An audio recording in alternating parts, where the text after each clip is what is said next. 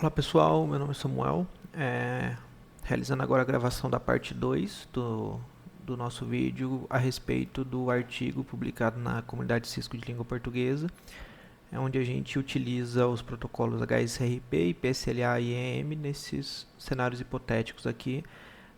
O intuito desses cenários é a utilização dos protocolos, né? Não necessariamente é a melhor solução ou a solução ideal para os problemas aqui apresentados, né? Nem a única solução.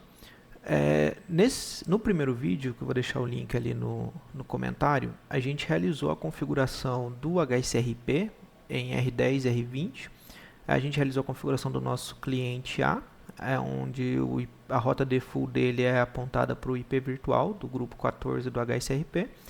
E a gente fez a configuração de uma track em R10 para que, caso ocorra falha na interface 0/1, o R10 decremente a priority dele e o R20 assuma aqui mantendo o tráfego funcional, né, o cliente funcional. O cenário proposto na segunda parte do artigo para a gente testar EM e PSLA uma possível falha de comunicação entre esses equipamentos quando o nosso gateway da rede, né, o nosso borda da rede é o R1. Então, o gateway do cliente continua sendo o IP virtual por conta do HSRP, mas o nosso borda nesse cenário é o R1. Então, entre R10, R20 e R1, eu realizei a configuração aqui básica de OSPF com a loopback 0 no R10, loopback 20 no R20 e a loopback 1 no R1. E propaguei, né, divulguei essas loopbacks dentro desse OSPF. O cliente A, ele tem comunicação com o nosso R1, com a loopback do nosso R1, através do R10 nesse primeiro momento, que é o Active Route. Para o tráfego retornar para o cliente, no R1 a gente realizou a configuração, né, de uma rota estática. Apontando, né? Então, se a gente ver aqui o IP route, ele tem uma rota estática apontando para o nosso /24 utilizado aqui no HSRP. E nesse primeiro momento a gente está apontando essa rota estática para a loopback do R10. O que esse cenário pode causar, né? Em caso de falha na comunicação do R10 com a nossa rede Metro, a track aqui em R10 ela vai atuar, vai decrementar a priority, o HSRP vai comutar. Então, o cliente A, o pacote dele vai continuar vindo para o R20 no gateway dele. O R20, via OSPF, vai aprender a loopback 1 e vai encaminhar para o R1. O retorno do pacote, o R1 vai tentar encaminhar esse pacote de volta para o R10, né, que é a nossa rota estática. E como essa conexão aqui falhou, não vai ter comunicação, né? O cliente, mesmo tendo HSRP nesse primeiro nível de acesso dele, quando o tráfego chega no borda aqui dessa rede hipotética, o pacote não vai ter como voltar. E aí, como que a gente vai resolver isso para utilizar esses protocolos, né, e ficar mais familiarizado com as configurações? Primeiro, a gente aqui em R1, a gente vai monitorar via IPSLA o status do R10. A gente vai saber se o R1 tem comunicação ou não com o R10 a partir do IPSLA. Então, seguindo ali a configuração, né, IPSLA 1, ICMP Echo, que é a utilização, né, do protocolo ICMP para fazer esse teste. A gente vai testar o IP 10.10.10 com o source IP da nossa loopback. A frequency, né, a frequência que a gente vai fazer esse teste vai ser a cada 10 segundos. E aí a gente inicia aqui o nosso IPSLA. O schedule dele vai ser schedule 1 live forever. Então, enquanto esse router estiver ligado, ele vai estar funcionando o IPSLA e o start time iniciar agora. Se a gente der aqui um do show ipsla summary, a gente vê que o status está ok. Deixa eu ver se não vai tampar ali as informações. Deixa eu colocar aqui. Beleza, então a gente já tem o monitoramento do R10 com ipsla. Agora a gente vai criar também uma track em R1, atrelando esse ipsla nela com o parâmetro de reachability. Então, enquanto o R10 estiver alcançável, né, estiver com resposta, a track vai estar no status up. Aqui por conta de tempo, né, essa parte aqui do EM eu vou copiar ela, mas qual que é a ideia aqui, né? Não sei se vai estar muito pequeno no vídeo. Não sei dizer se vai estar pequeno, mas qual que é a ideia aqui? Acho que consigo dar um zoom também, né? A ideia é a gente ter dois eventos aqui, né? Duas gestões de evento. Uma é quando o R10 vier status down e a outra é quando ele retornar, né? O R10 ele retornar ao status up, né? Que no caso é a track testando. A gente vai atrelar esse evento à nossa track 1, então o R10 down vai atrelar no status down e aí ele vai executar os seguintes comandos quando identificar que ficou down, né? Ele vai retirar a rota estática do nosso bloco, onde está o cliente 10 aqui, né? Esse bloco aqui do HSRP. Então ele vai retirar a rota estática apontando para o R10 e vai subir essa rota estática apontando para o R20. Quando o R10 retornar, voltar ao status up, a gente refaz o processo, né? A gente desabilita, né? Retira essa rota estática apontada para o R20 e volta ela para o R10, porque de acordo com o que a gente configurou no HSRP com o preempt, na hora que o R10 voltar a disponibilidade, o Active Route volta automaticamente para ele, né? Então só para a gente ganhar tempo, essa config aqui eu vou copiar ela, certo? E aqui vou copiar ela, para não ficar um vídeo muito extenso. Tá. Beleza. Certo, vamos só dar uma confirmada aqui. Deixa eu run. Beleza. Porém, isso a gente resolve um problema, mas não resolve um outro problema nesse nosso cenário. O que pode acontecer então, né? Se o R10 ficar indisponível, a ETH, digamos que a interface 0/1 caia. Se ela cair, a nossa track aqui vai atuar, né? Como a gente viu no primeiro lab, ela vai atuar, vai comutar, o R1 vai perder a comunicação, vai trocar a rota estática, tudo funcionando. Porém, se a interface que cair for a 0/0, do ponto de vista do HSRP, vai ocorrer uma comutação, né, que o R20 vai parar de receber hello do R10, ele vai assumir o status active e o cliente A vai continuar mandando tráfego. Porém, nesse cenário, a gente volta a estaca zero, porque ele vai continuar mandando tráfego por aqui, porém o R1 ainda tem conectividade com o R10. Então, o R1 ele não alterou a rota estática apontando para 20. O tráfego vai continuar descendo por R10. E para resolver isso, o que a gente vai fazer? Deixa eu fechar esse ipsla.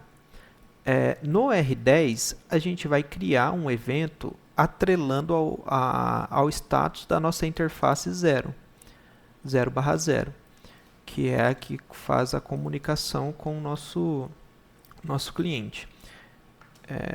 Eu vou copiar ela também, mas só para explicar o que ela vai fazer. Nesse primeiro caso, a gente atrelou o evento à track que está atrelada também ao ipsla. Tá, né? Então a gente usou o ipsla, atrelou uma track nisso e executa a ação de acordo com a track. Em R10, A gente também vai usar o Event Manager, só que aqui a ideia, né, para a gente utilizar mais ainda o protocolo, é a gente atrelar o evento a um log, a um syslog. Então no R10 a gente vai analisar, o router, né, vai ficar analisando o log, e se ele encontrar um log, né, um syslog, que essa frase, né, essas palavras pertençam nesse log, ele executa a ação. Então, o que ele vai pegar? Interface Ethernet 0/0, aqui se tiver alguma coisa no meio, beleza, e down. Se ele vê que a interface, deixa eu tirar esse cara aqui, ó. Se ele vê que a interface 0/0 ficou down, quer dizer que o HSRP vai comutar para o 20, a rota default do cliente.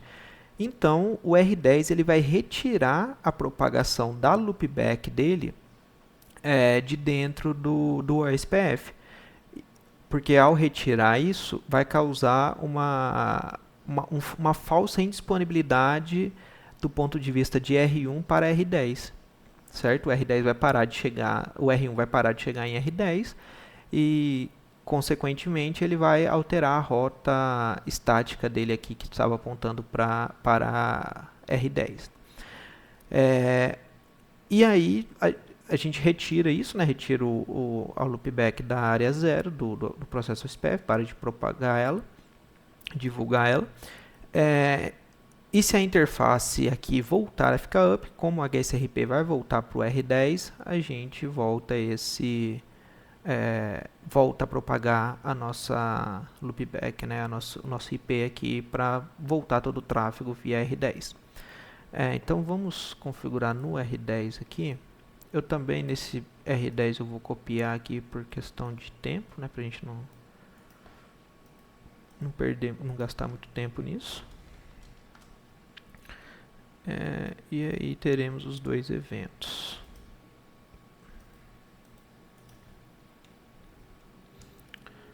Beleza.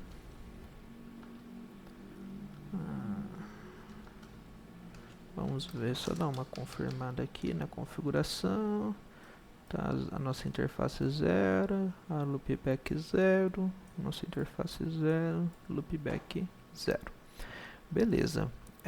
Vamos fazer uns testes agora, a fim de ver deixa eu tirar um pouco o zoom desse monitor, acho que não vai ficar tão ruim de ver no vídeo, né, de acompanhar. Só para a gente acompanhar um teste aqui. Vamos trazer também o nosso R1. Acho que esse cara aqui só para ele atualizar o tamanho. Beleza. Então, vamos trazer também o nosso R1 aqui.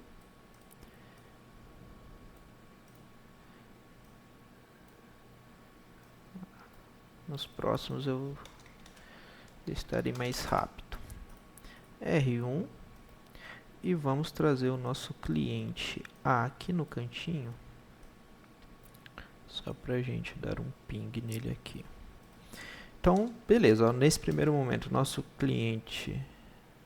não vou tampar não, né? Não. Nosso cliente, ele está pingando, né, o nosso gateway, né, o IP virtual que está no R10, está pingando também o nosso 1.1.1.1. Beleza. Então vamos fazer o primeiro teste aqui. A gente está com 14 minutos. O primeiro teste vai ser uma queda de conectividade na interface 0/1. E o que a gente espera que aconteça? O R10 decremente a priority dele para o Active Router mudar para R20, e o R1 altere aqui a rota estática dele mudando para o R20. Então vamos suspender esse link. Vamos esperar se ele vai trazer os logs.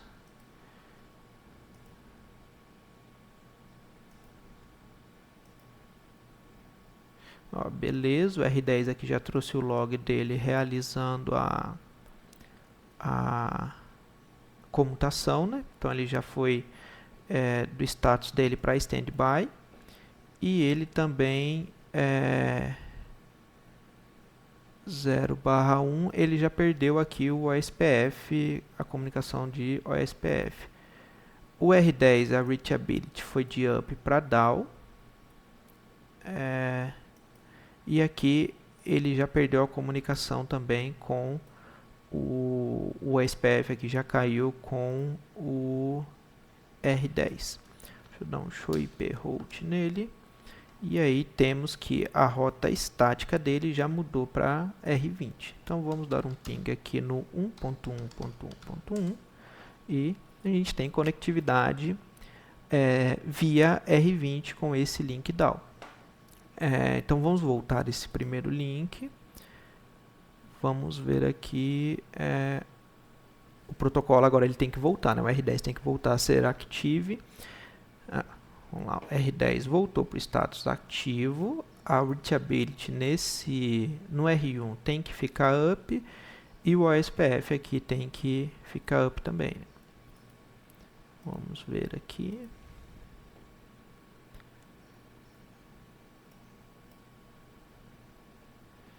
Aqui eu coloquei também o IPSLA a cada 10 segundos, né? Eu acho que não dá para ser um pouquinho menos, mas a fim de teste de lab, acho que fica legal. Então, beleza, o nosso OSPF aqui voltou a ficar up, né? E aí a reachability do R1 com o R10 já deve ficar up também na próxima sequência de teste. Beleza, fica up. Vamos dar um show IP hold. E aí ele já mudou a rota estática aqui dele para 10 e vamos testar o ping. Ainda temos ping com 1.1, nesse caso agora via R10. E aí a segunda falha que pode ocorrer, que é a nossa solução aplicada em R10, que é no caso da interface 0 cair. Então, se a interface 0 cair, a gente espera que o R20 assuma, pelo fato dele parar de receber hello time do R10. E aí a gente espera também que o R10 ele retire a propagação da loopback dele de dentro do OSPF para que R1 perca a conectividade, certo? Então ele já está mudando aqui de status init, né? Porque ele não está mudando de status por questão de priority. Então ele está mudando de status pelo fato da interface estar down. Então ele volta para o status init, né? Ele não tem mudança de status para standby, por exemplo, porque ele não é o standby mais. E aí a gente já parou de propagar a nossa loopback.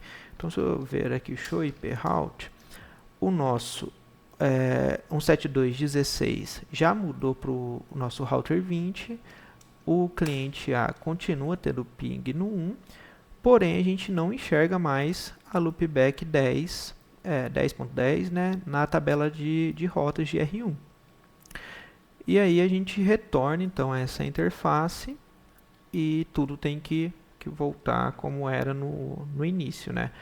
O R10, a interface ficou up, ele vai assumir o status de Active Router no grupo 14 do HSRP, vai voltar a propagar a loopback, a nosso IPSLA vai voltar a ficar no status up e a rota estática tem que voltar para o nosso R10, que aqui já retornou e a gente voltou a receber a loopback dele, né?